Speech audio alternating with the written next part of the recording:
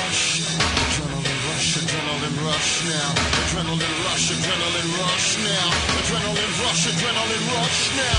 Adrenaline rush, adrenaline rush, come on!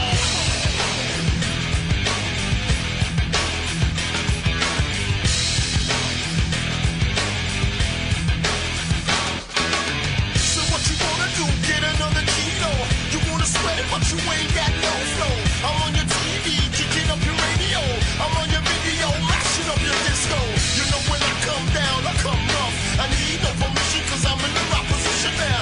You know when I come down, I come rough. So feel the vibe of the adrenaline rush now. Adrenaline rush, adrenaline rush now. Adrenaline rush, adrenaline rush now. Adrenaline rush, adrenaline rush. You know you can't get enough of the adrenaline rush now. You say I'm being rude cause I got an attitude. You better watch out cause I'm gonna come and get you.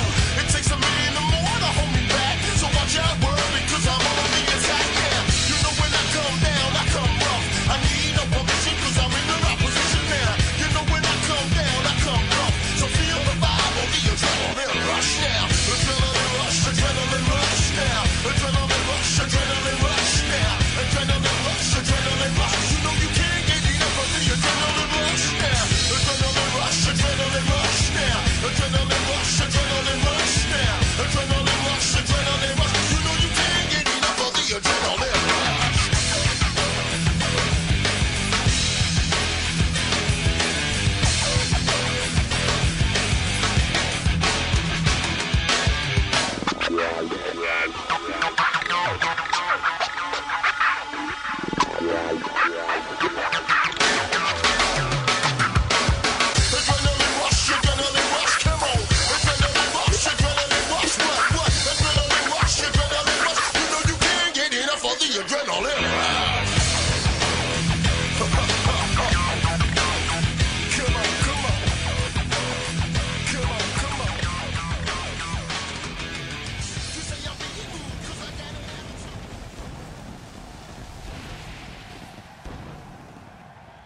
Hey everyone, Shabby M here and welcome to our first pay-per-view of the brand new SWE Universe Mode Season 2. This is Adrenaline Rush, live here from Bloomington, Illinois.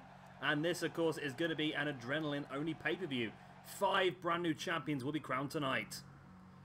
And we are going to start things off by crowning our first Cruiserweight champion here on Adrenaline. We've got Rich Swann, Akira Tozawa, Ricochet and Petey Williams.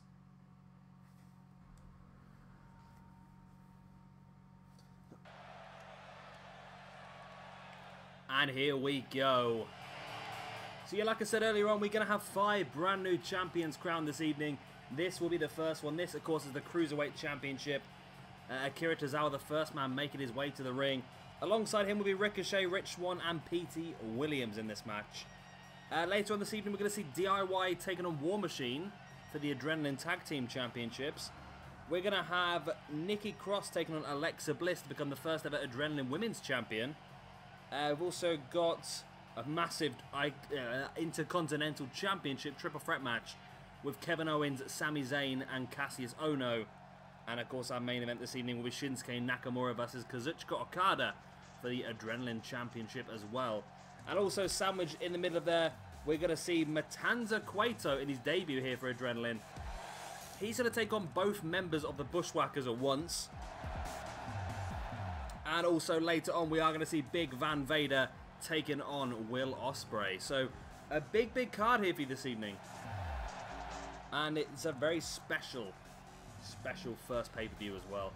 Of course, a pay-per-view that PJ Toby has booked himself, sent me the matches he wanted to see, and now we are creating it here for him. And it's going to be interesting. I think he's been waiting with bated breath to find out who his first set of champions are going to be here on Adrenaline. And then he can decide how he wants to proceed forward with his booking. Now, what we are going to do, I think, we won't do it from now, though, I don't think. I think we'll do it going forward a little bit, is we will allow myself and PJ Toby to switch 2 cores per pay-per-view. So after a pay-per-view, we can get rid of 2 of the cores from one of our brand and replace them with 2 other different cores. That's the sort of way that I think we should go, just so it doesn't... I think at the moment we've just done the draft, so I don't really want to change things too much too quickly. So we will wait until until the end of this first month, so every one of the 4 brands has had a pay-per-view to get through. And if things do need to change earlier on, then we will do so. There's a couple of people that I'm a little bit annoyed with myself that I forgot during the draft, but in fairness, the draft was done in a bit of a rush because we literally... PJ Toby was... he let me know he was coming about 48 hours before it was going to happen, so I had a lot of preparation to do. I missed a couple of people out that I really would have liked to have used, so they will come in at some point. And also, I've got an idea as well going forward, maybe some sort of special show that we can do to challenge each other and maybe fight for like pink slips of a certain wrestler's contracts, but that will be in the future if it does happen. Rich Swann, funkiest entrance around. It's just crazy, the old Rich Swann. And he could be the first ever Adrenaline Cruiserweight Champion here. It's a very difficult match, this one. 4 top guys. Of course, PJ Toby was interested in having Will Ospreay in this match as well, but decided it'd be best for him to face off against Vader later on. And maybe that gives us some sort of indication of what PJ Toby would like to do with Will Ospreay moving forward. Maybe he doesn't see Will Ospreay as a cruiserweight permanently. Maybe he sees him potentially as someone who could fight a little bit higher up the card, which is definitely something I'm up for. Remember, PJ Toby did pick Will Ospreay. I think he was his 3rd or 4th pick in the draft. My God, Petey Williams is very shiny, isn't he? Petey Williams is incredibly shiny. Is he supposed to be that shiny? He's literally like he's made out of leather. But Petey Williams is one of PJ Toby's favourites. PJ Toby used to watch a lot of TNA in the early years of TNA before it got devastatingly bad. And Petey Williams was, of course, one of the main cruiserweights at the time, or one of the main X Division wrestlers at the time. And the first man I ever saw, anyway, using that sick flip power driver, the Canadian Destroyer, if you will. And he is incredibly shiny. Maybe he'll be less shiny once the match starts. He's heavily oiled, as old Petey Williams here tonight.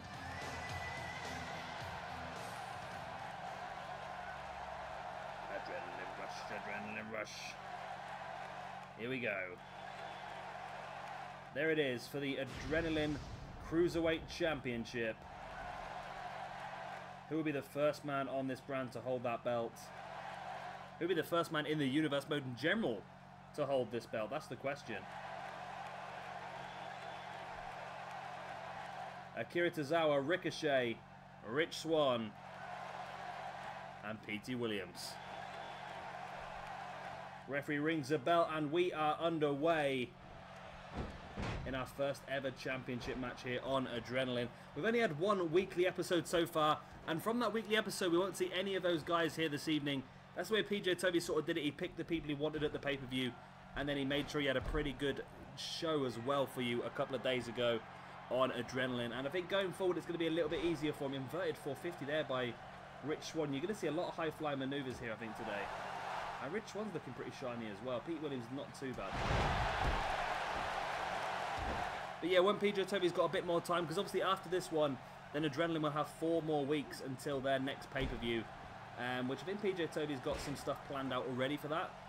But yeah, that'll be a bit better, because then we can start to build things up a little bit more, start to affect the rankings a little bit more. And don't forget as well, because this is a pay-per-view here this evening, it does mean that there are double points available for every single match. Now remember, this is a fatal 4-way, so it's already worth 20 points. And then it's double that, so this match is actually worth 40 points. So this is huge for the winner. And it's the same for all the matches, of course, apart from our main event, because a main event of a pay-per-view is worth triple points. So a win there for Nakamura. Actually, a win for Nakamura in the main event does not get him as many points as the winner of this fatal 4-way. That's a little bit of a, I wouldn't say a problem with the rankings maybe, but yeah, doesn't make a lot of sense, does it? But there you go. But then again, Nakamura's only got to beat one man. That one man is Kazuchika Okada. But still, this whoever wins this match has got to beat 3 of them. And that's why we're not going to use the ranking system rigidly, because to start things off, it's going to end up with certain people in very strong positions when maybe they shouldn't be, because of just the limited amount of matches that have happened so far. Because probably a lot of the dark matches are going to end up being triple threats and fatal 4-ways, and that's going to be an easy way for people to pick up quite a few points. Nice though. Raspberry and pomegranate cider, lovely. In this hot weather as well, it's really hot I'm recording today. If you can hear vehicles in the background, I do apologise. I've had to leave my window open because it's just too hot to record with the window shut, and I do live on a road and it can be quite loud. Lion salt there by Akira Tozawa. I think he landed one of his knees right in the face of Petey Williams. That could have done a lot more damage than what Akira Tozawa was actually originally planning. He's gonna accept it, obviously.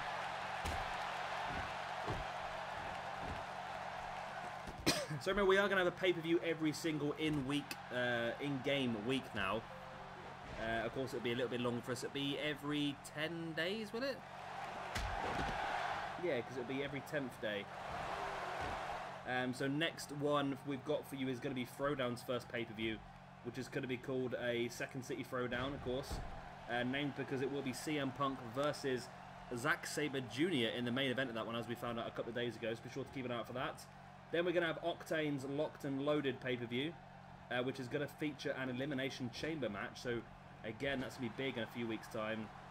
And then the fourth and final pay-per-view will be Mayhem, which at the moment is still unnamed at this point in time. But I'm sure PJ Toby can come up with something pretty interesting. Fameasser there by Rich Swann, as now Petey Williams showing off there with some squats while holding Ricochet up high. And I would have to put Ricochet down as my favourite to win this one, but at the moment, it's not looking that way. He's grounded. He's the only man who's currently on his ground. Petey Williams' tornado head scissors has taken Akira Tozawa down. Ricochet now sending Williams to the outside, and Ricochet looks like he's going to join him out there as well, leaving Rich Swann in the middle of the ring here with Akira Tozawa. Swann dragging Tozawa into the middle. Spins around. Oh, went for that Hurricanrana, but Tozawa saw it coming and dropped him in the inverted electric chair drop there. Ricochet with a Hurricanrana on Petey Williams on the outside, and I really think Akira Tozawa should be taking advantage of the situation here as Petey Williams sending Ricochet face first off the ring post. Tozawa now stamping on the back of the knee of Rich Swann. One of these four men, like I said earlier on, not only become the first ever Cruiserweight champion here, but they will also end up being top of the rankings. Oh no, there is a chance that somebody else will join them at the top of the rankings later on this evening. Mainly because we do have Matanza Cueto versus the Bushwackers. Now, because that is going to be a handicap match, 2-on-1, PJ Toby is going to offer Matanza Cueto the same amount of points as it would be for winning a tag team match. So Matanza Cueto is fighting for 10 points in that one rather than the 5. And of course, because it's a pay-per-view, it will be doubled. No, I'm wrong then. So Matanza Cueto can get 20 points here this evening. So even Matanza Cueto could end up with more points than Shinsuke Nakamura and Kazuchika Okada. But there you go. That's the way it works, isn't it, I suppose. Ricochet there with a sunset flip bomb, now back up on his feet, and Ricochet now and Tozawa, the only men in the ring on their feet. Rich Swann slowly back up to his feet on the outside, now slides back in. There's the Russian leg sweep by Rich Swann. I wonder if PJ Toby's got any interest in recreating the, what are they called? Inner City Machine Guns, I think it was. Rich Swann and Ricochet as a tag team. I don't think they were that rigid of a tag team, but they did team a few times over in PWG.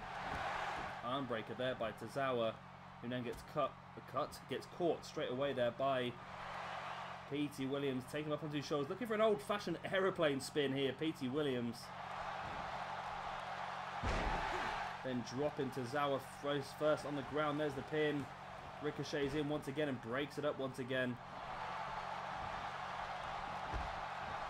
Ricochet sending Williams over the top, and Ricochet joined him over the top. So that leaves Rich Swann as the only man up on his feet in the ring, but now he joins him on the outside. He needs to try and pick somebody off here, Rich Swann. He catches Ricochet into a DDT, and now Rich Swann is the only man still standing. Can he take advantage? He needs to get someone in the ring, and he needs to go for a pin. Oh, Swann just pinning the arm of Ricochet back. So he got a plan. Oh, just stamping on the arm. Oh, and a running back elbow. Petey Williams was taunting a couple of people in the front row there. And Rich Swann just came across and just took him out with that back elbow. But Williams is back up and He's not happy by the looks of it.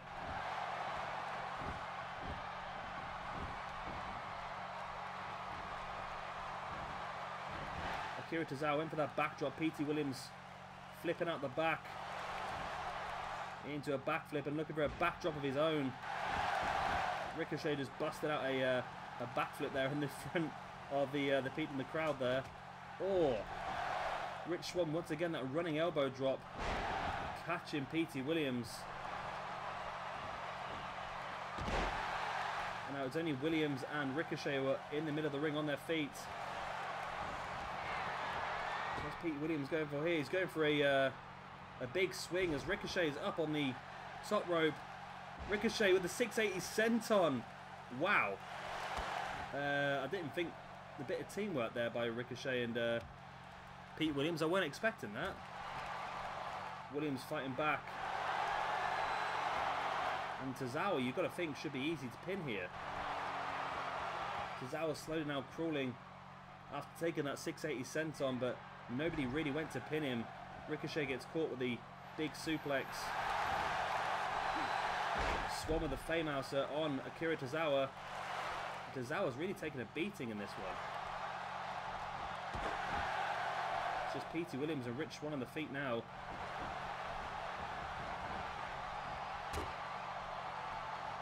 And it's all a bit of a cluster at the moment. Ricochet going for here, springboard over the top, oh, into a sunset flip bomb to the outside.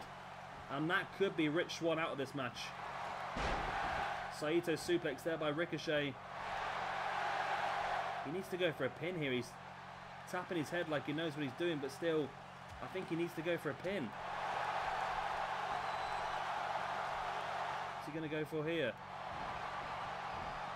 He sends Petey Williams into the corner. And a real cluster there, but it ends up quite nicely for Rich Swann. And Tozawa Swann, oh, went for the sidewinder suplex. I thought he was going to go for a package pile driver there for a second. It looked that way, didn't it? And Tozawa looks down and out. And Ricochet keeps doing this. He keeps putting people in the corner and just staring at them. And Petey Williams tries to steal the pin behind Ricochet's back. And luckily Ricochet is not that bugged.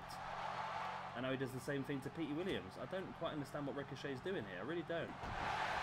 Is he trying to line somebody up for something? I don't quite know, but...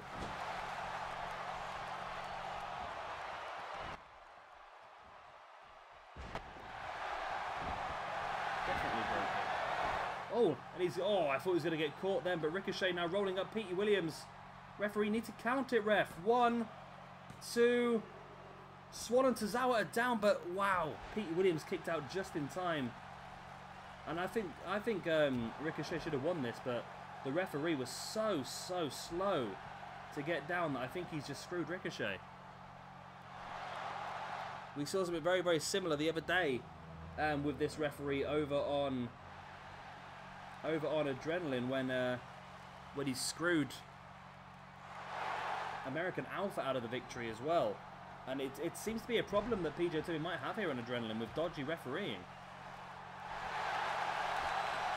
Tozawa now bringing Petey Williams back up to his feet. Tozawa getting on the back of Rich Swann with a German suplex. Looking for, well, I think he was going to go for a Michinoku driver there, but Williams catches up the back. Petey Williams, flip pile driver. If he can get the pin here, Swann is struggling. 1, 2... Ricochet's not going to get there in time, neither Swann, but Tozawa kicked out on the brink of 3. Ricochet with a drop kick on Rich Swann, sending him to the outside. Petey Williams taunting in the corner. Oh, and Tozawa out of nowhere, flipping up with the head scissors. And now, oh my god, the suplex pile driver there by Petey Williams again. 1, 2... oh, Swann! Oh, Swann completely missed it. He was going to go after Ricochet then, but only just noticed that he needed to get that pin. There's the Famehouser. And how has Petey Williams not won this? And how has Tozawa not stayed down for a 3 count yet? Petey Williams, big leg drop to Tozawa. This is an insane match. All these guys desperate to become the first ever Cruiserweight champion.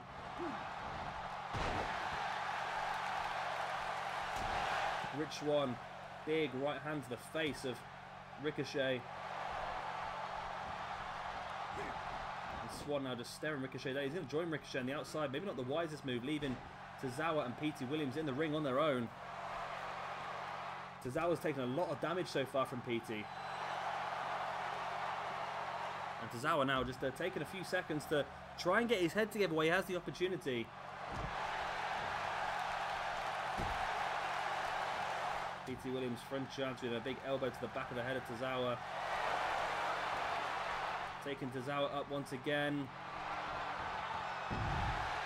There we go. He's going for the squats again. Is this a clever idea? I know you're sort of getting inside your opponent's head here, but at the same time, are you just taking energy away from your body that you might need as this match goes longer and longer? Petey Williams now attacking the back of Tozawa and now doing press-ups as well. My God, he was doing squats a second ago. Now the press-ups. Looks like he's wrecking his little Petey pump moves at the moment, but he's got a submission here locked in Tozawa, but Tozawa's taking a lot of damage. This submission could be enough, and it is. Tozawa kicks out to Petey Williams, and we have a brand new Cruiserweight champion here on Adrenaline, and it is going to be Akira. It's not going to be Akira Tozawa, it's going to be Petey Williams. I'm sure Petey's going to be happy with that as well, you know. And yeah, the damage had been done to Tozawa. He'd taken quite a lot of big bumps, and he must have been in quite a lot of pain with the upper body, and then we saw Petey Williams just contorting the body of Akira Tozawa. Here's that 680 senton halfway across the ring on Tozawa. As you can see, he'd taken so many big maneuvers. There's a suplex there on Ricochet, and here's Petey Williams just showing off now on Tozawa, doing those press-ups, and then here he is now just contorting the body, locking that arm around his knee, and just wrenching back of the neck, looking to almost dislocate the shoulder here, and eventually it was too much for Tozawa. Ricochet and Rich Swann did not notice what was happening. They were fighting each other on the outside of the ring, and that means that our brand new first ever Cruiserweight champion here on Adrenaline is going to be Canada's own Petey Williams. There he is, belt in hand, ecstatic with his result here this evening. And that is champion 1 out of 5 tonight crowned. It's going to be a hell of a night. And here is our second match of the evening, and it is to crown our first ever Adrenaline Tag Team Champions, as well as Tommaso Ciampa and Johnny Gargano, of course, DIY, take on Warbeard Hansen and Raymond Rowe, WarMachine.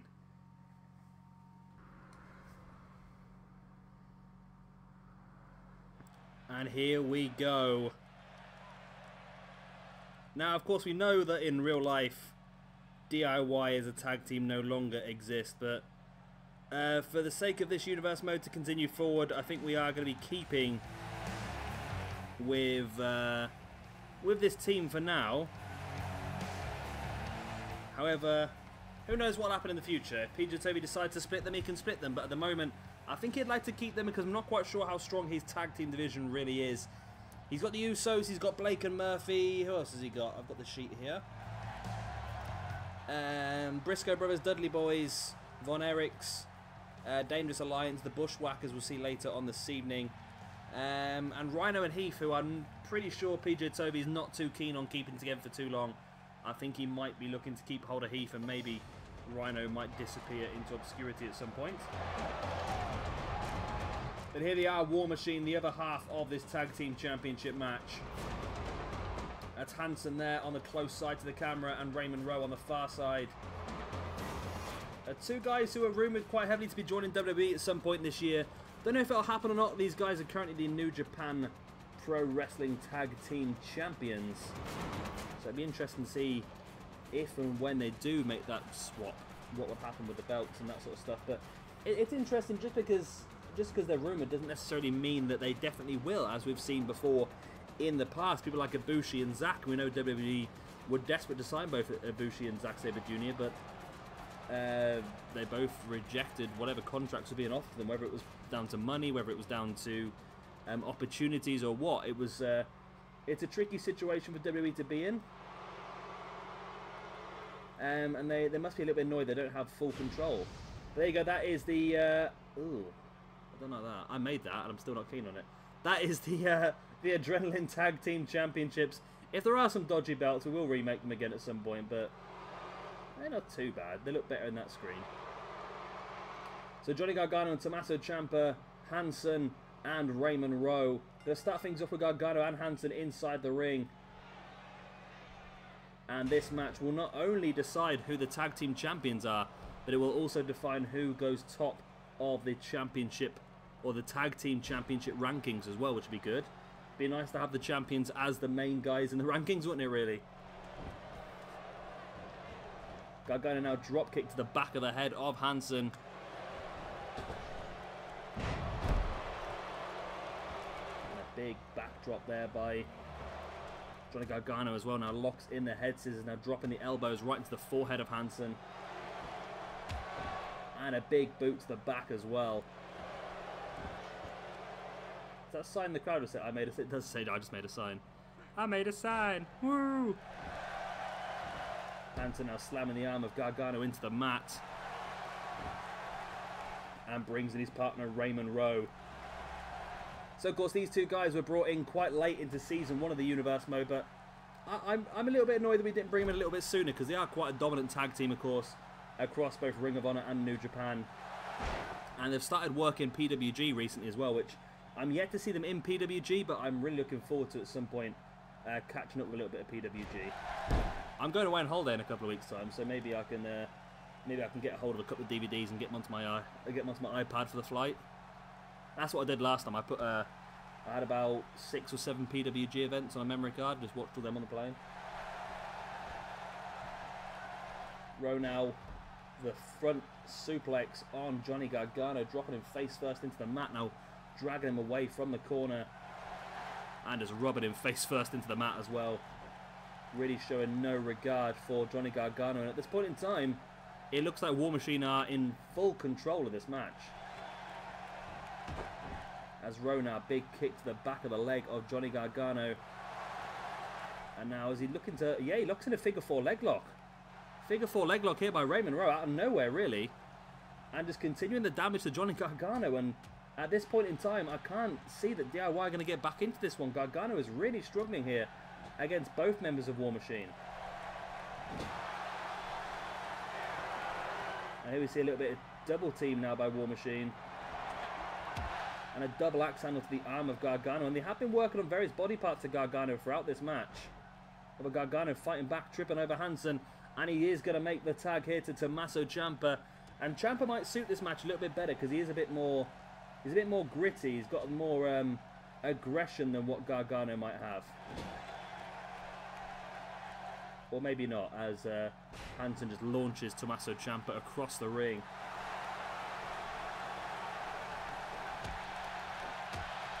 And now Hansen clobbering the back of Tommaso Ciampa. At this point in time, it looks like we're guaranteed to have WarMachine as tag team champions. It's just they're dominating this match so much. Saito suplex folding Tommaso Ciampa in half now and stamping right in the face as well. Hansen dragging Ciampa away from the ring. Away from the ring? Away from the rope, should I say. Before rubbing his face into the mat and dropping an elbow right in the back of the head. And yeah, it's gonna be an interesting tag division, because you do have American Alpha, DIY, WarMachine, Briscoe Brothers. The Dudley Boys, depends how PJ Toby sees them. The Usos, I think, are very much in the middle. Then you've got Blake and Murphy, the Von Erichs, Rhino and Heath, Dangerous Alliance and Bushwackers. Not too sure PJ Toby is overly keen on having those guys as champions, potentially. So we might have those more as... I wouldn't necessarily say dark matches, but we'll have them more as lower cards. But you never know. If any of them do pick up quite a few victories in a row, there's no reason why they won't be involved in some sort of tag team number one contendership.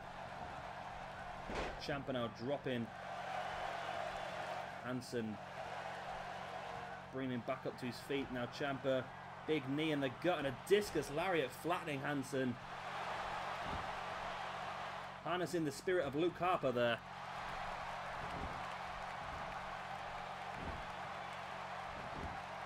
Ciampa now rolling Hansen over. And Hansen fighting back, just pushing Ciampa away with the boots.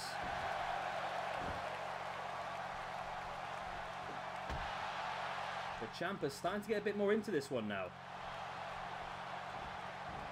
Back rake on Hansen and gets on the back once again. It looks like Ciampa's definitely trying to work on the back of Hansen, and maybe that's a way to try and reduce his strength. If you can take out the lower back, then it's going to be more difficult for Hansen to use his strength. But then again, just launching Ciampa over the top, and now Hansen up on the middle rope. What's he got planned here? Oh, big double knees right to the gut of Tommaso Ciampa, and again up onto that middle rope. He's just staring him down now. And Hansen has a problem of doing. Oh, there we go. He goes now. He goes, but he waited too long. He waited just too long, and Ciampa moved out of the way. But Hansen, oh, just taking Ciampa up and gorilla press straight down. And again, going up on the top. Not quite sure why, but Hansen seems to enjoy this middle rope. And we did have a little bit of problem. We did have a little bit of problem, didn't we, recently with Hansen in a match before, I seem to recall. Was it against the Outsiders? I think it was, where Hansen kept getting up on the middle rope and just stood there staring at people. So hopefully we're not seeing another look at this bug that we seem to have had before. He doesn't seem to want to tag out and bring in Raymond Rowe. I think he does, but he keeps running to the corner and he keeps getting up into the turn. But there we go. In comes Raymond Rowe now.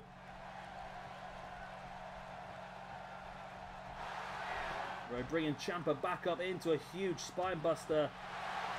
Rowe's been building that spine buster for ages on the apron there, planning for what he's going to do. Snap suplex rolls straight into the pin here on Ciampa. 1, 2. Oh my God, almost a 3 count. Gargano, I don't think was quite going to get there in time, you know. But Rowe now stalking the grounded Tommaso Ciampa. Big spiked DDT. Wow. Into the pin he goes. 1. Hansen, oh, almost got there to block off Gargano, but it's not quite enough time.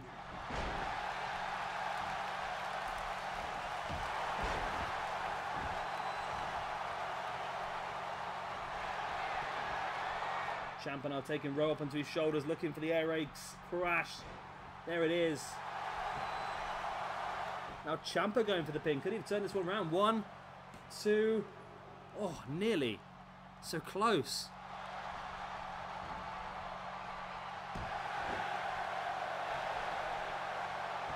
Ciampa looking to try and grab the referee there. We know that Ciampa is one who's a guy who's not the best known for keeping his cool in certain situations, as we've seen in the past. But Ciampa now stalking Raymond Rowe. What does he have planned here? Looking for a Project Ciampa. It is the double knees to the back from the powerbomb. Ciampa, go for a pin. What are you doing? Finally goes for a pin. Took absolutely ages on that one. Gargano. Oh, you know what? If Ciampa had not messed around there, if he'd not messed around, he could have won this one, but he just spent too bloody long. Too long. Sling blade there by Ciampa as well. But has he wasted his opportunity? Or maybe he has. Uppercut there by Raymond Rowe. Taking Ciampa up to his shoulders. Ciampa fighting back. German suplex.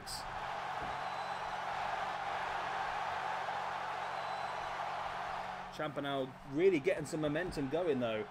But has he wasted his opportunity by not pinning quickly enough? If he'd gone for the pin straight away after that Project Ciampa, he could be the tag team champion by now. Looks like he's going to go for it again. He does, he hits it again. Surely, what are you doing, Ciampa? Go for a pin. Finally does go for a pin again. 1, 2, and that's it. DIY the tag team champions. Hansen was far too slow getting across, and DIY have won the tag team championships for Adrenaline. You know what? At the beginning of this match, I was not expecting that whatsoever.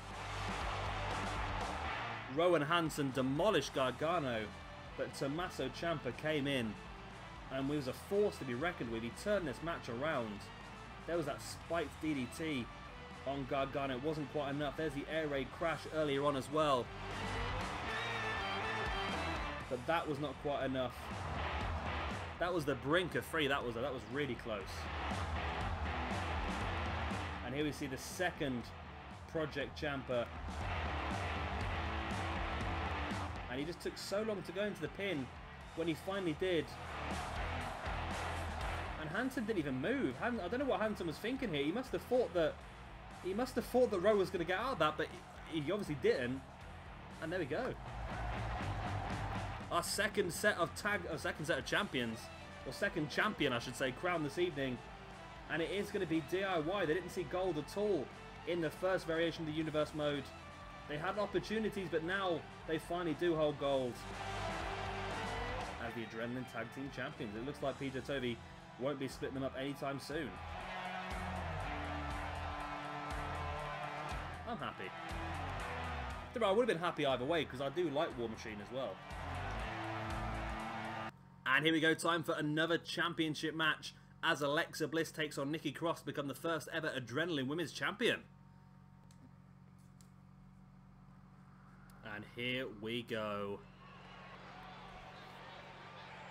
So this should be an interesting one, this, because both of these ladies have held gold before in this Universe mode. Of course, Nikki Cross was the former Women's Junior Heavyweight Champion. Of course, that belt is now defunct and no longer exists.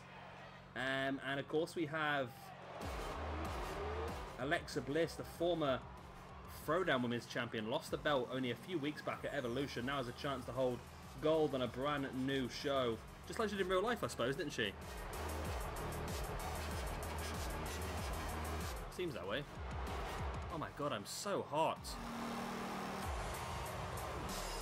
I'm literally dripping with sweat while recording this. If I go quiet all of a sudden, it means I've passed out due to the heat. But you know, yeah. Don't worry too much, no. But yeah, I'd love to see Alexa Bliss win this one. I'm not going to show any favoritism, because of course the game is in control of whatever happens. Which, be it a good thing, be it a bad thing, whatever you want. But yeah, I would like to see Alexa Bliss win. I think Alexa Bliss to be the first person to hold belts on 2 separate shows would be a good thing as well. Which I suppose, technically, depends how you want to look at it, technically, I suppose Time Splitters may have been first because they were drafted while holding a championship belt, weren't they? So they technically held a belt too. I'm not going to class that though.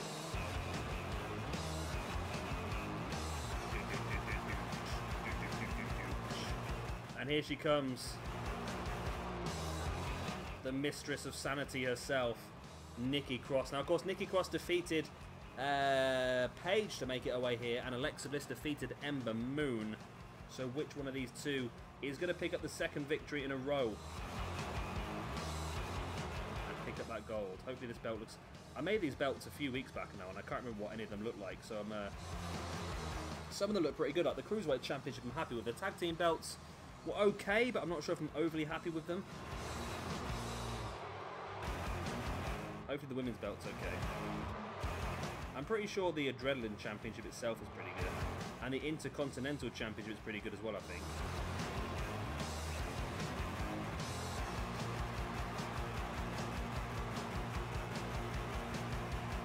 So both these ladies have held gold before. One of them is going to be a 2-time champion. And Nikki can sort of... well, she could always say that she never lost her belt in the first place, did she? Because it was a defunct belt now.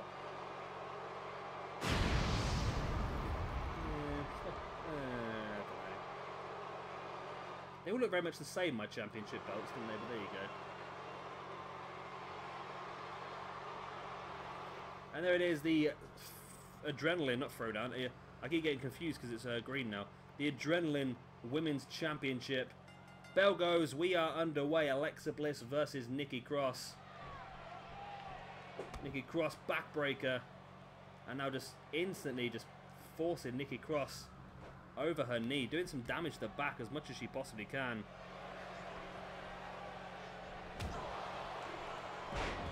And Cross just taking Alexa Bliss down again. And a big boot to the face.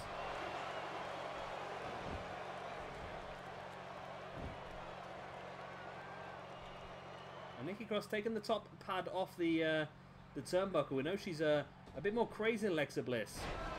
which must have Alexa Bliss worried there.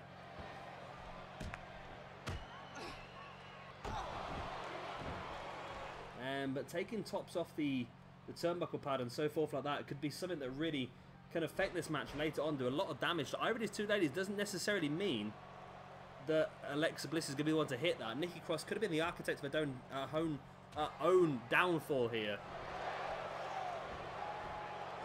Bliss, Lucha Libre start arm drag. Nikki Cross not happy, as you can see. As Alexa Bliss now snap suplex, taking Nikki Cross down. Stamping on the back of the arm as well. Again, we've got another pretty strong women's division here on Adrenaline. We've got Paige, we've got Alexa Bliss, Ember Moon, Nikki Cross, Christina Von Eerie, Nikki Bella, Ivory, and Tamina Snuka. So I wouldn't necessarily say there's anyone standout. I would say probably the one standout is probably Alexa Bliss. And all the rest are pretty much even-ish, I suppose. Maybe Tamina might be a little bit lower than the rest, but I think Tamina, used correctly, could be a very effective force for PJ Toby as a dominant, strong heel champion here. But we'll have to wait and see what happens. Like I said, it's going to be interesting now seeing the rest of these ladies fight their way out, because we've not seen Christina Von Eerie, Nikki Bella, Ivory, or Tamina Snuka at all yet. But I'm sure we'll get a chance to see a bit more of them moving forward into the next month's worth of shows. Nikki Cross now rolling Alexa Bliss over. Alexa Bliss almost a dead weight there, but she does kick out after the 2 count. And don't forget, at the end of this match, we will have our 3rd Adrenaline champion crowned. We now know that Petey Williams is the Cruiserweight champion. DIY are the tag team champions. I'm pretty sure PJ Toby would be very happy with both of those champions. I'm really looking forward to that Intercontinental Championship triple threat later on this evening. Sami Zayn, Kevin Owens, and Kassius Ohno. That is going to be brutal, that one. Oh, and Alexa Bliss just slapping the face of Nikki Cross. And now Alexa Bliss is maybe playing Nikki Cross at her own game here, just letting herself go a little bit crazy. Slap into the face and just screaming right in the face of Nikki as well. Bliss just stamping on the back of the arm of Nikki Bella. Now Bliss heading up to the top, and she's got a Twisted Bliss here. Though she went for a big senton, and Nikki Cross avoided it and dropped straight into the pin. Alexa Bliss might have done herself out of the championship here, but no, she does kick out after the 2. Bliss fighting back once again, but Cross catching her, throwing it into the turnbuckle. Hooking her up in the Tree of Woe. A very uncomfortable Tree of Woe, because her legs caught on the wrong side of the rope. And she drops, but the way she dropped, she landed head first on the mat there, and then her whole body just sort of crumpled on top of her. Nikki Cross now catching Alexa Bliss into a neck breaker.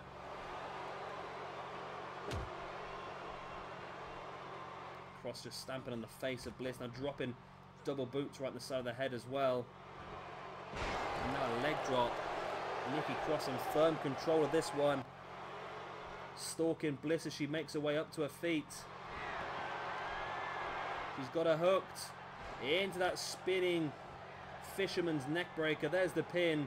1, 2, and 3. And Nikki Cross is our first ever Adrenaline Women's Champion.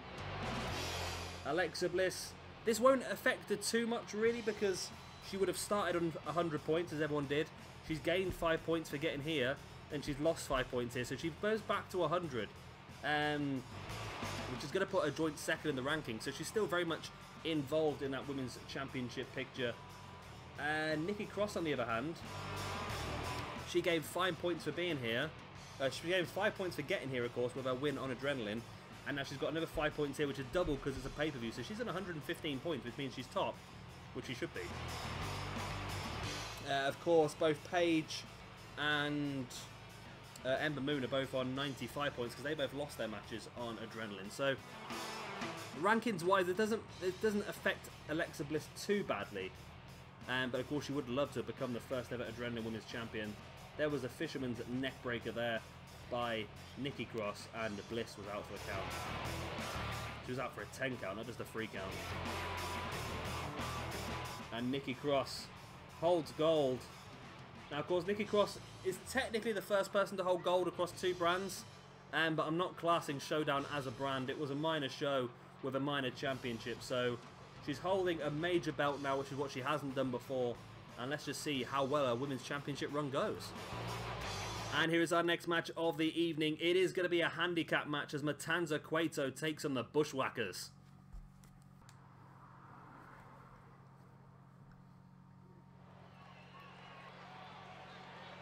And here we go. Our first look at the monster, Matanza Cueto, here in this universe mode.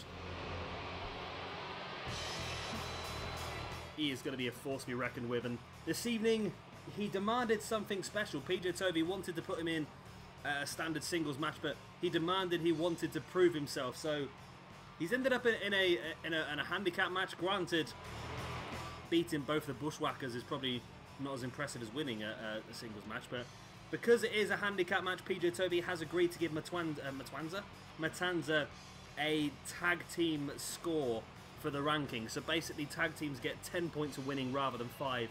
And of course, because it is a pay-per-view, that will be doubled as well. So a win here for Matanza puts him up to 120 points, which will definitely put him pretty high up the rankings. Put him lower than Petey Williams, don't get me wrong, but that's because Petey Williams won a Fatal 4-Way. That's just... it'll all level itself out as time goes forward, I think.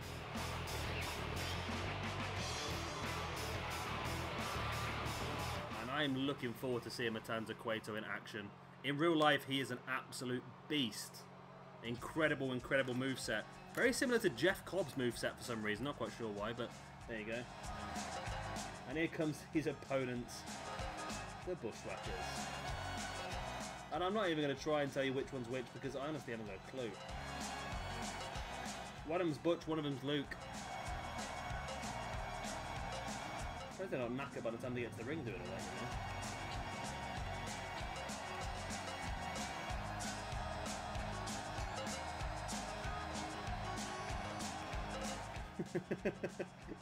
I love just springing off the ropes and doing it really quickly. Oh, these two guys don't even know. They don't even know what's coming, do they? They don't even know what's coming. And it'll be interesting to see what these two guys can do in the rankings as well. Of course, if they win this match, again, they'll get tag team points for it. So if Bushwackers win this, they'll get 10 points. Plus, it's double because it is a pay-per-view, and they'll actually end up... they'll end up equal top of the rankings alongside DIY, so they're technically the number one. Oh my god, straight away. Straight away, he's just Russian leg sweep Matanza Cueto. What is going on? I can't imagine this is the best idea for the Bushwackers, though. It looks like they're almost annoying the monster here, and it always seems to happen this way, where the face will get a little bit of action early on against the Beast, then the Beast will eventually turn things around. I'm sure we'll see that as time goes on.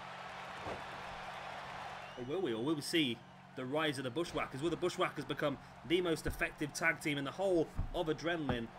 Oh, here we go. Matanza now taking control, slamming the arm into the mat.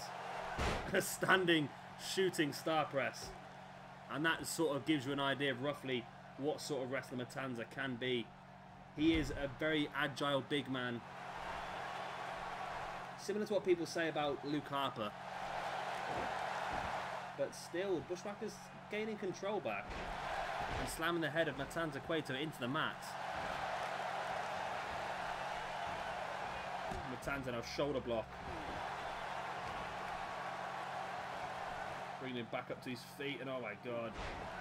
Slamming him down. And now I think Matanza Cueto is taking control of... is that... I'm going to say that's Butch. I don't think it is, though. I think that might be Luke. I think Butch might be the one outside the ring. Matanza Cueto, big German suplex as well. Wow. Matanza Cueto now just staring down at the broken Bushwacker. And what's he got lined up here? Matanza takes him up into that big slam. There's the pin. 1, 2, and the other Bushwacker comes in to break it up, which is what he should be doing. It's his tag team partner, but at the same time, is that really a wise move, or should he just allow him to be pinned? Because that might be the nicest thing. Oh no, Matanza took a little bit too long there and gets caught out. by Luke. And now Luke or Butch back it. I'm going to have to try and look in that. Bushwacker.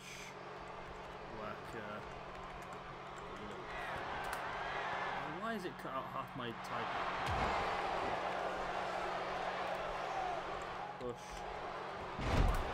Bushwacker Luke's got Twitter. See, that was Luke in the ring.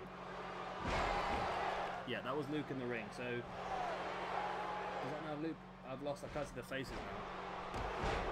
Yeah, this is now Butch in the ring then. I think. Difficult to tell.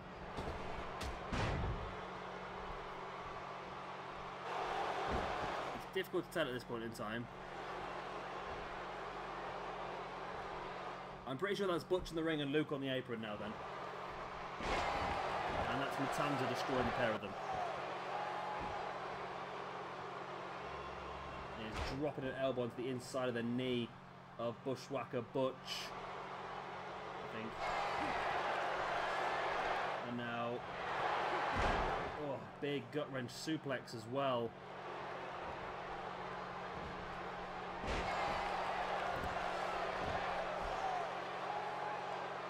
As Butch now just twisting the head of Matanza Cueto, just trying to turn things around a little bit.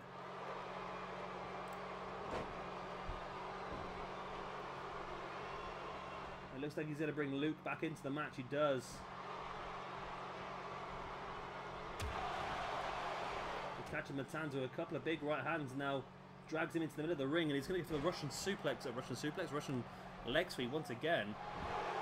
One. Going to be a 1 count. Matanza is not staying down that easily. I'm surprised that the Bushwackers are getting so much action in here on Matanza, to be honest with you. Matanza now picking him up. He's had enough. Big front slam. There's the pin. 1, 2. And Matanza Cueto demolishes the Bushwackers and gets himself a strong victory here. And that is going to give him a nice strong amount of points as well. Strong amount of points. And that's what we sort of expected here. You see the highlights. Bushwhackers got a bit of play in here, what I weren't really expecting, to be honest with you. And that's when they went for the pin. It was enough for a 1 count. And there's that big slam by Matanza Cueto. Went in for the pin. And I think Bushwacker Luke at that point in time was like, nah, we're going to give up here. This is too bloody dangerous for us.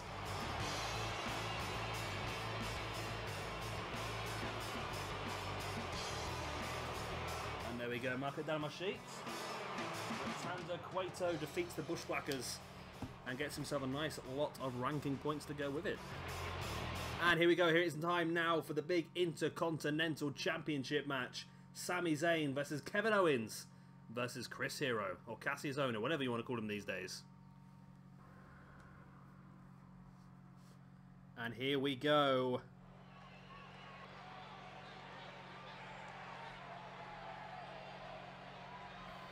This is going to be good. I've been looking forward to this match all night.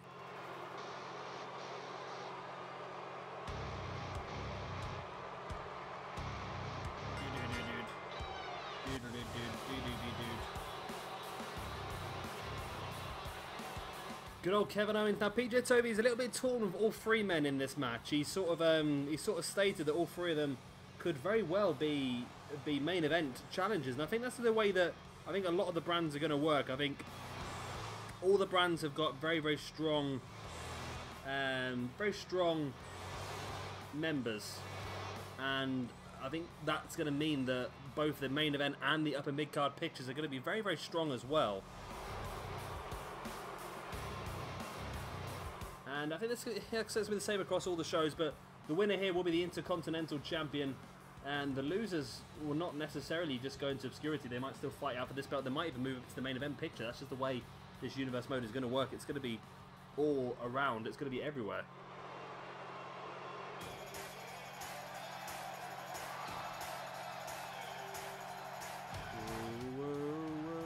Whoa. Let's go.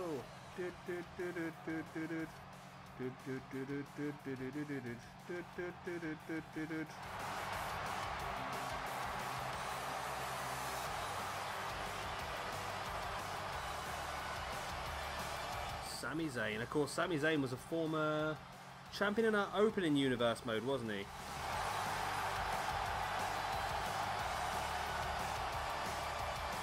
Yeah, wasn't the...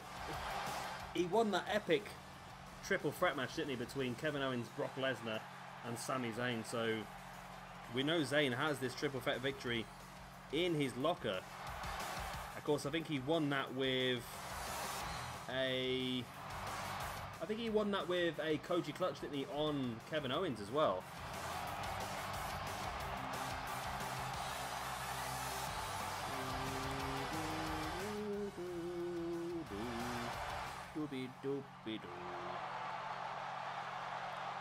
And of course, the third and final member of the match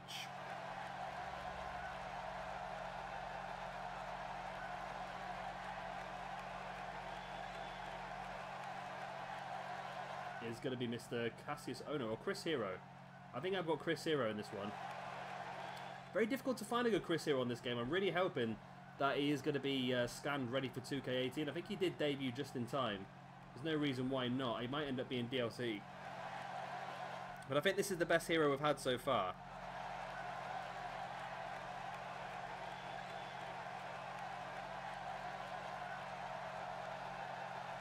I think this is definitely the best Chris hero we've had so far. They've all been a little bit rough and ready around the edges, but this one's the one who definitely looks more facially like Chris Hero. And the attire's not bad as well. Of course, Hero didn't do much in the previous universe mode. He had a few matches here and there, but never really took a lot of opportunities. And unfortunately for him, that he never really, he had an opportunity at the Tag Team Championships, didn't he, alongside JT Dunn. And apart from that, he sort of disappeared into obscurity because of just not winning a lot of matches. But now, because of the way, I like that belt. That's a nice belt. I like that one. Yeah, because of the way that the rosters are now, there's a lot more opportunities for people, and I think we'll see a lot more of Chris Hero in this Adrenaline roster. And straight away, PJ Toby's put him straight in to the Intercontinental Championship picture.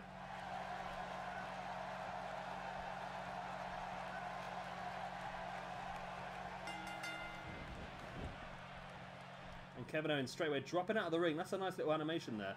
Dropping out of the ring, allowing Chris Hero and Sami Zayn to go at it. And now Owens slowly makes his way back up onto the apron into the ring, now that the action has begun without him.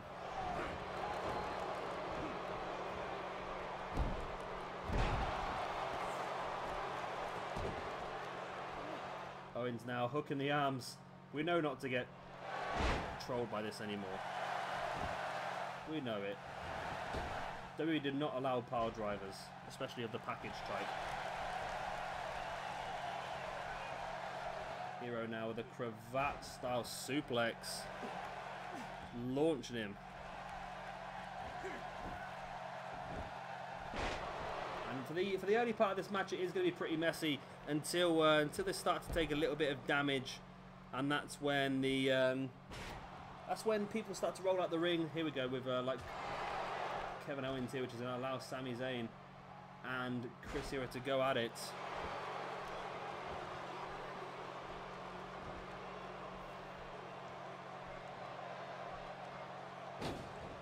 Zayn springboard dropkick, completely mistimed that Zayn, and flew right over the top of Kassius Ohno, or Chris Hero.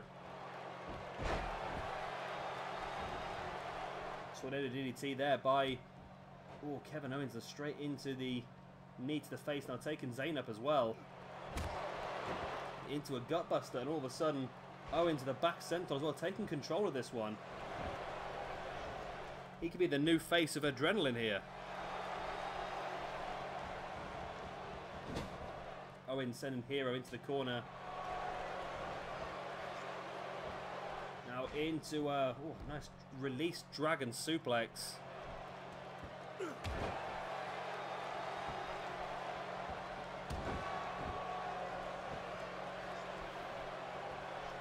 Zayn now C2 suplex on Kevin Owens. That's the tricky thing with a triple threat match, is you've always got to have one look over your shoulder.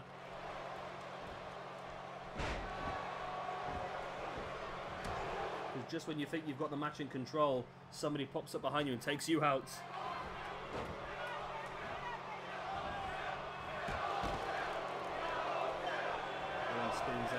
sends him face first into the turnbuckle pad.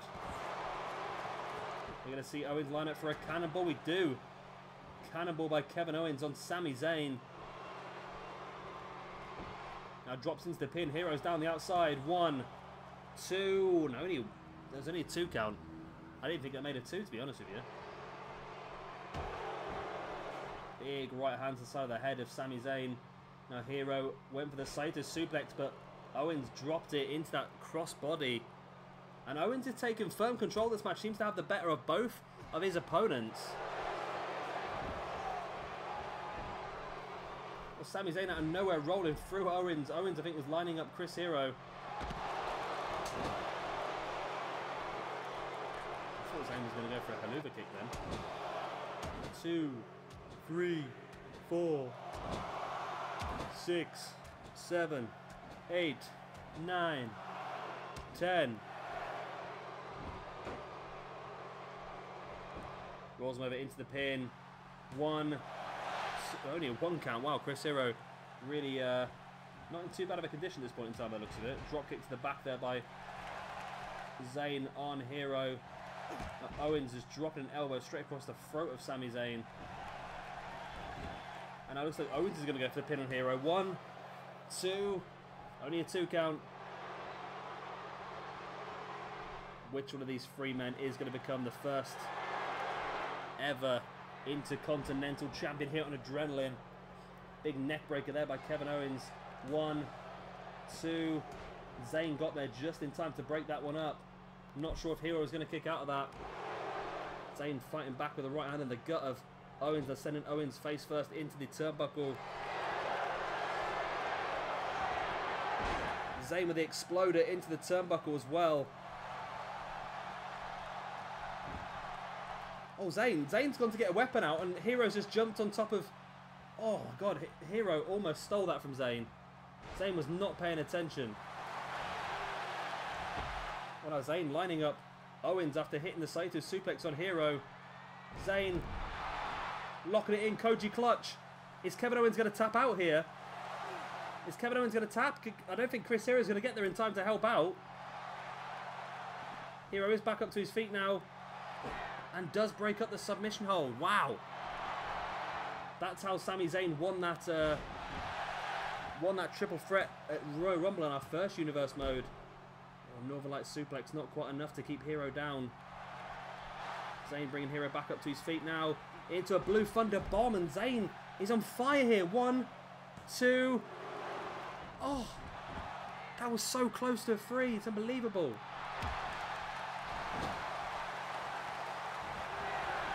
They went for the haluva kick, and oh, Owens saw it coming.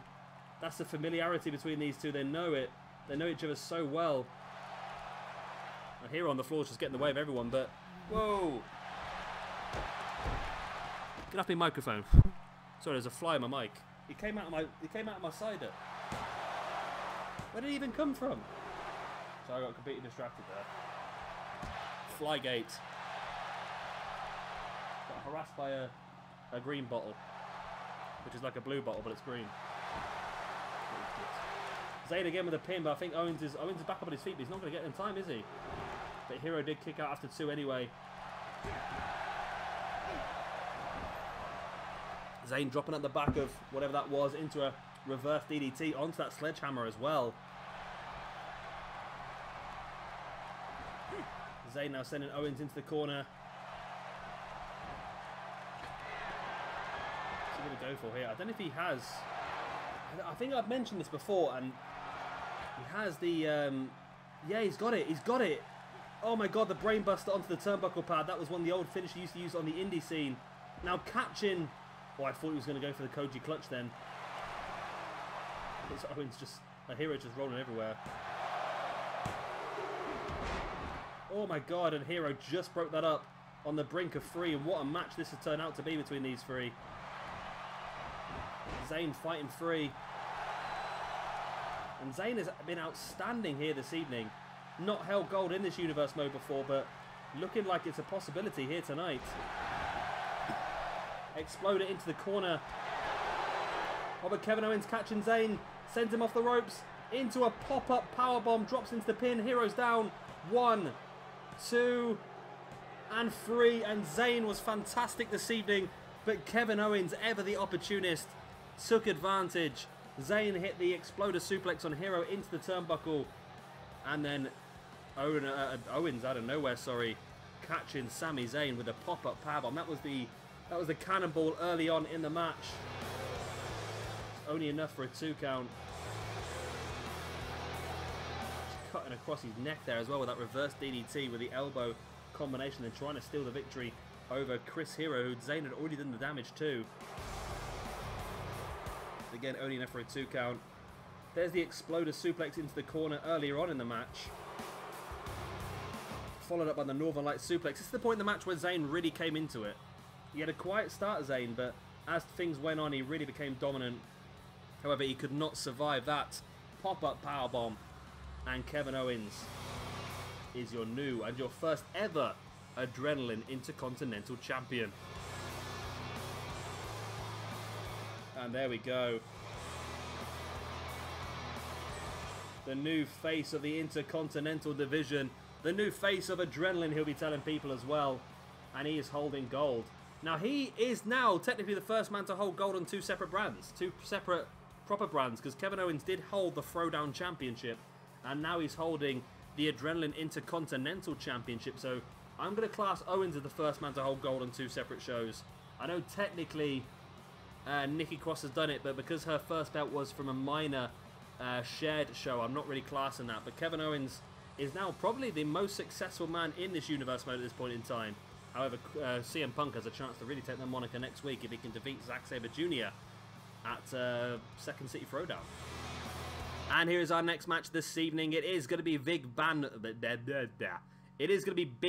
Vader taking on Will Ospreay. A nice little match to break up the 2 big championship matches here, I think. And here we go. Now, this is a match that did happen not too long ago. I think it was about a year or so ago. It was not long after the match that Will Ospreay and Ricochet had, where Vader started to really put down those sort of wrestlers, just calling them spot monkeys and just calling them guys that don't know how to wrestle. They just know how to put on a few good stunts, and that led to a big feud between Vader and Will Ospreay, which I think ended up in, was it Progress or might have been Rev Pro, one of these 2 companies in the UK. And this evening we got a chance to recreate that match, and it's an interesting one. You've got the big strong man in Vader versus the high flyer, the speedy man in Will Ospreay. So it really is a conflict of styles. But it'd be interesting to see which style comes out on top here this evening. Like I said, PJ Tovey did want Will Ospreay to be part of the Cruiserweight division. However, he was picked very early in the draft. And he also was not involved in the Cruiserweight Championship match. But he is involved in this big match here. This pre-main event match. The only match after this is going to be the main event, which is Nakamura versus Okada, of course, for the Adrenaline Championship. So that might give us some indication of exactly what PJ Tovey thinks of Will Ospreay. There's Vader making sure those middle ropes are okay when he tries to lock in a Vader bomb later on.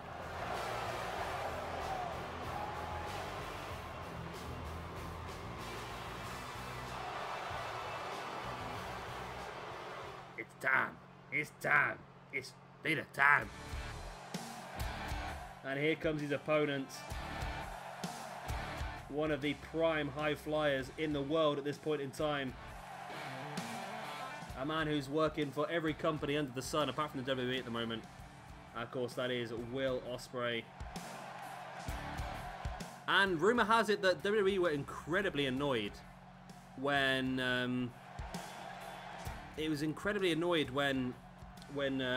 Ospreay made a commitment to New Japan, because apparently he was one of the men that they really wanted as part of their Cruiserweight division. But now looking at it, I'm wondering whether Ricochet, or Ospreay should I say, sorry, made the correct decision. Then again, he could have participated in the Cruiserweight Classic and still gone back to the indie scene, like a lot of the like Ibushi and Will Ospreay and Ibushi and Ricochet did. But also there's also a big chance that he would have maybe missed out on the opportunity that was there for New Japan. And I think that if he would have ended up signing with WWE, he might have ended up getting stuck in the same situation as the other 205 Live guys who I think myself and PJ Toby have done a shabby talk on pretty soon on 205 Live and the way they're treated. And I think Ospreay would have hopefully not got lost in there, but I think he probably would have got lost in there. And it's nothing against the Cruiserweights. The Cruiserweights are very good competitors. They're very good wrestlers. And I just don't like the way they are being defined in the way they are. But that is another discussion for another day. Vader taking Ospreay up into a wheelbarrow, now slamming him face first into the mat. Now Vader taking the early control. I expected that, really. To be honest, I expect the big strong man to take the early control. It's going to be down now to whether Ospreay can use his superior pace to turn this one round. Which at the moment he seems to be trying to do here. Ospreay now kick in the back of Vader. And another kick in the gut this time of Vader. Ospreay dropping an elbow into the knee. Now heading up to the top. What's he got planned? Inverted 450 very early on in the match. Of course, that is one of Will Ospreay's finisher maneuvers. And Vader pinging Ospreay off and just released him in that big German suplex. Literally folded him in half. And Vader looked like he was going to go for a belly-to-belly suplex now as well. And it'd be interesting to see what we do with Vader on this roster, because PJ Toby picked a few people, but Vader seems to be very much in his own sort of class. Apart from maybe, I don't know, maybe Matanza's the only person who could really stand up to him. But apart from that, size-wise, there's not a lot of others that would really suit Vader. But it'd be interesting seeing, again, it doesn't necessarily have to be, does it? Look at this match we put on here. Will Ospreay versus Vader has actually been a very good match so far. So just because he's a bigger star does not necessarily mean that he's not going to mesh into this roster very well, because at the moment he's definitely meshing very well against Will Ospreay. Vader now folding Ospreay in half. There's the pin. 1, 2. It's only a 2 count.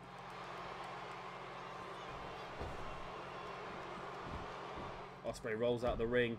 But Vader catches him as he comes back in with that boot on the back. And every time Ospreay starts to get a little bit of control in this match, Vader just seems to turn it around and use his superior strength once again to his advantage.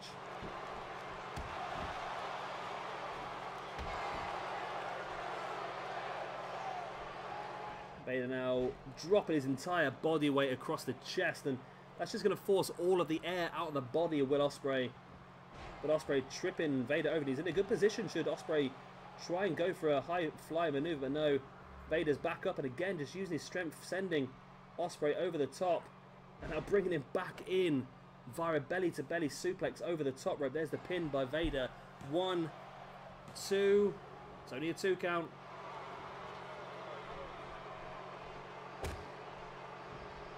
Vader dropping a boot in the back of Ospreay now. Heading up to the top. What is Vader going to go for here? He is a big man who loves to fly. There's a double axe handle taking Ospreay down.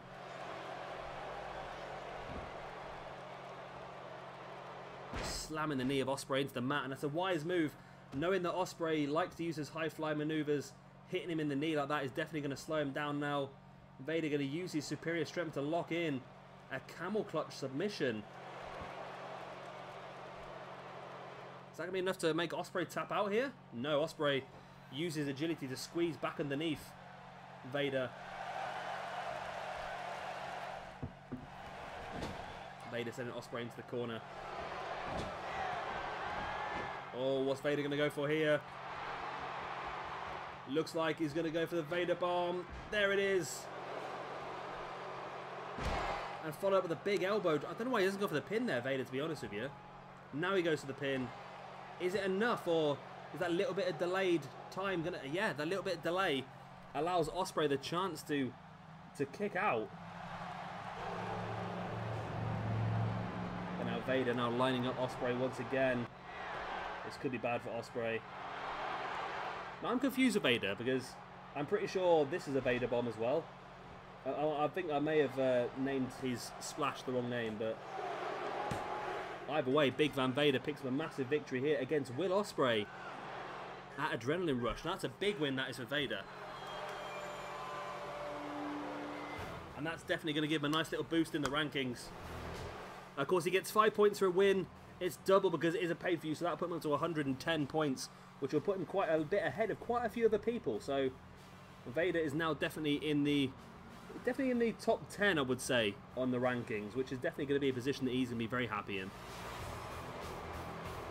And there's that splash from the middle rope, followed up by the elbow drop. I think he should have gone for the pin straight away, to be honest with you, but it ended up not being a huge problem for him. And there it is, the Vader bomb, the big power bomb. Dropped straight into the pin. And this time Will Ospreay was not even gonna budge. And Vader picks up the victory. Now Vader will probably fancy himself going forward, potentially as a champion, maybe? I don't know. We'll have to wait and see what PJ Toby's got planned for him as well. And see what Big Van Vader has planned for himself. It's time! It's time! It's main event time! Sorry, I'm still stuck with Vader in my head. It's Shinsuke Nakamura versus Kazuchika Okada for the Adrenaline Championship.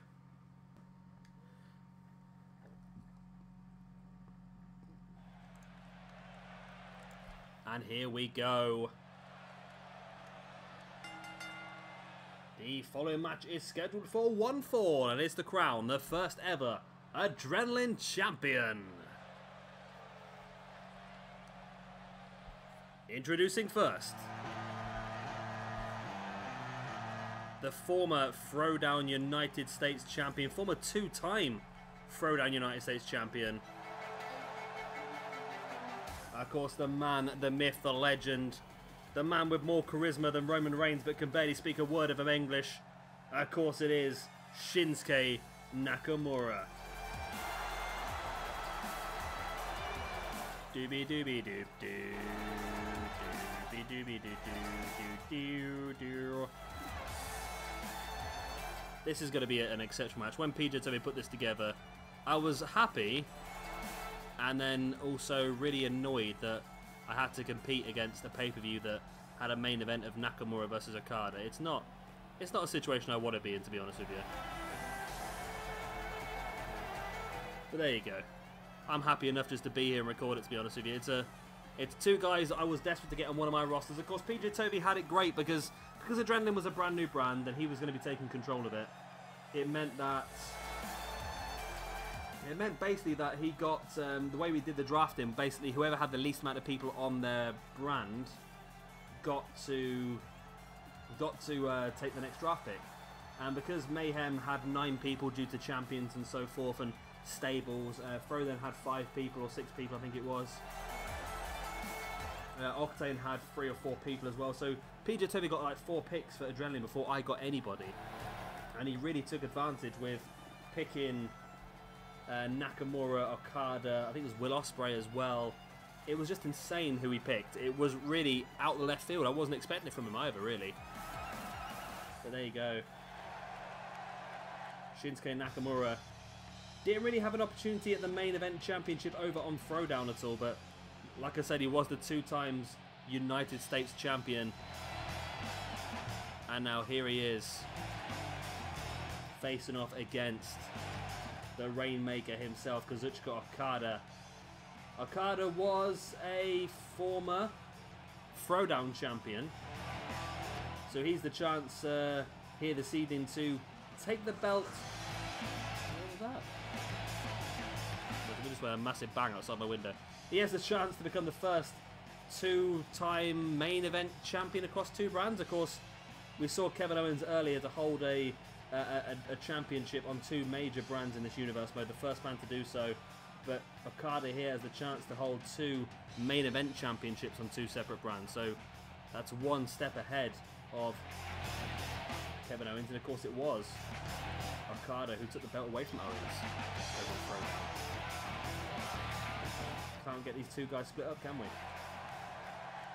So here we go. Crowd looking hyped for this one. This is what it's all for. The Adrenaline Championship.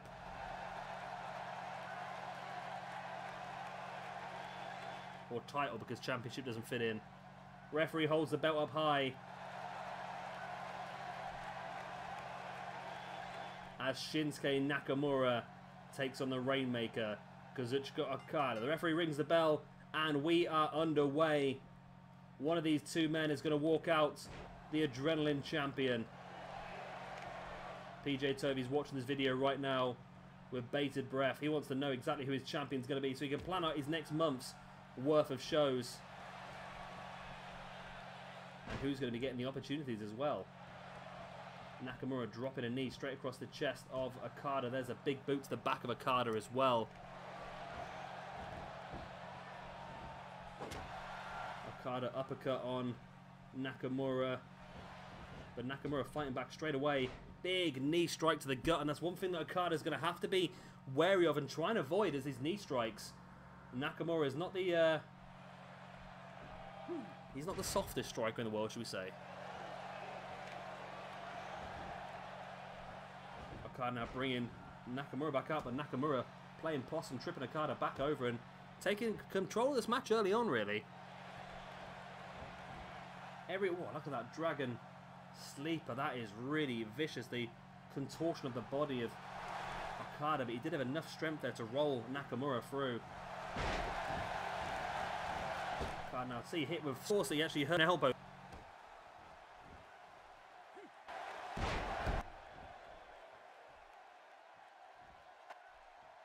But he's back up, and a big knee to the face of Okada. And like I said, it's all about just having to watch those knees.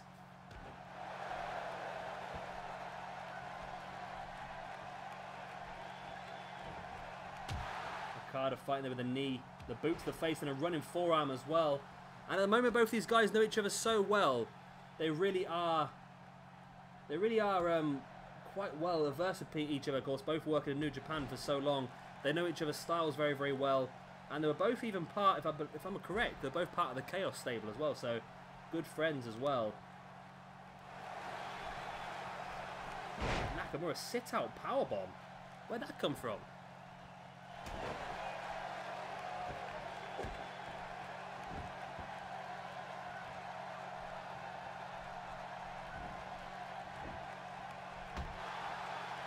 Nakamura boots the back of Okada, now bringing Okada back up to his feet.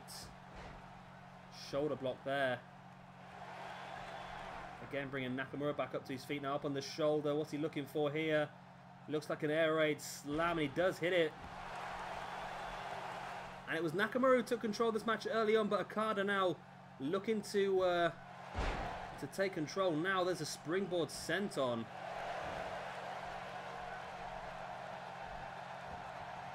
Now into the turnbuckle. Oh, he went for some sort of running splash there, but Nakamura fighting back with the elbow. Now catching Okada. Wow. What a reverse suplex. And you could see in Nakamura's movements there that he really... Oh, wow, that was close. He really felt the match turn on that maneuver. Oh, Nakamura now lining up. Okada, what's he got planned? Boot in the gut, and Kinshasa!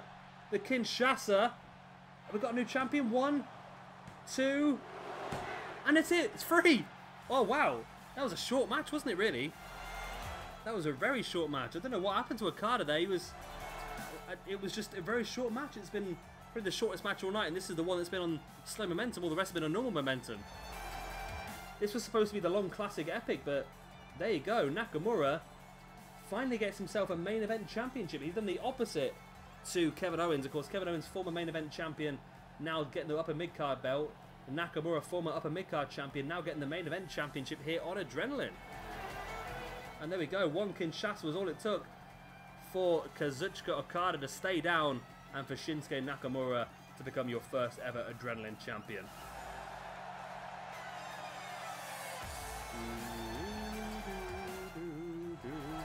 And there we go then, people. That is the end of our first ever pay-per-view here for Adrenaline, and our first ever pay-per-view in the Universe Mode Season 2. I hope you have enjoyed it. Of course, if you have, then please do hit that like button. It does really help us out. And of course, if you are new around here and you would like to see some more, then please do hit that subscribe button as well. I've been Shabby Gamer, thank you very much for watching, and I'll see you all in a couple of days' time for PJ Toby's next show, which is Mayhem. Bye. The one, two,